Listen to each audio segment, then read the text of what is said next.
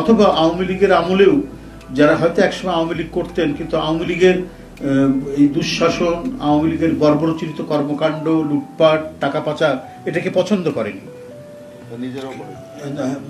মানে যারা করেনি এই ধরনের মানুষ, তারা আগেই আওয়ামী লীগ থেকে সরে গেছেন, তারা আসতে পারবে না। কারণ এছাড়াও আমরা চাচ্ছি যে সমাজে যারা ফ্রেশ মানুষ, একজন ভদ্রলোক হয়তো রিটায়ার্ড করেছে, তিনি অন্তরে লালন করেন, একজন শিক্ষক হতে পারেন, একজন গভর্নমেন্ট অফিসার হতে পারেন, একজন ব্যাংকার হতে পারেন, একজন এনজিও কর্মকর্তা হতে পারেন, সেটা একজন কৃষক হতে পারেন, একজন শ্রমিক হতে পারেন।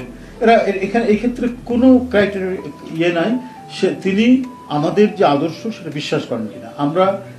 আমরা যে প্রাইমারি মেম্বারের জন্য যে রসিদ দেই, 20 টাকা দিয়ে যে রসিদটা পূরণ করতে হয়, এর সাথে এবারে থাকবে যেটা বললেন পদ্ধতিটা, এবারের পদ্ধতিটা একটা আবেদনপত্র থাকবে। এটা আমাদের কনস্টিটিউশন, আমাদের গঠনতন্ত্রে আছে এটা, এবং সেটা ওই যে অঙ্গীকারনামা বা আবেদনপত্র বলি আমরা, এই আবেদনপত্রটা এই যে আপনাকে বলি 55 নম্বর পাতায় আছে।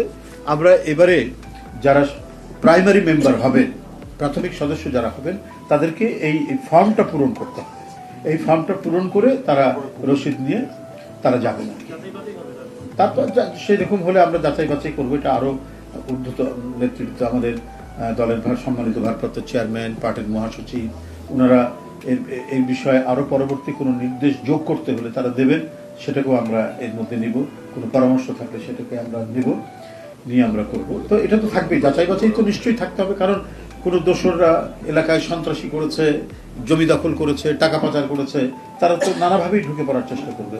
সেটাকে যাতে খুব শক্তভাবে তাদেরকে এড়িয়ে গিয়ে একবার ফ্রেশ মানুষ, সমাজের যাদের সুনাম আছে, এলাকার মধ্যে সবাই যাদেরকে ভদ্রলোক বলে জানে, এরা যাতে আমাদের সদস্য হতে যাতে কোনো ধরনের বাধা না পায়, আমরা সেটাই টার্গেট করব। সেখানে মানে সজ্জন মানুষ যারা, হ্যাঁ, সেটা কৃষক, শ্রমিক, মানে যারা যুব তরুণ সবাই তো আছেই।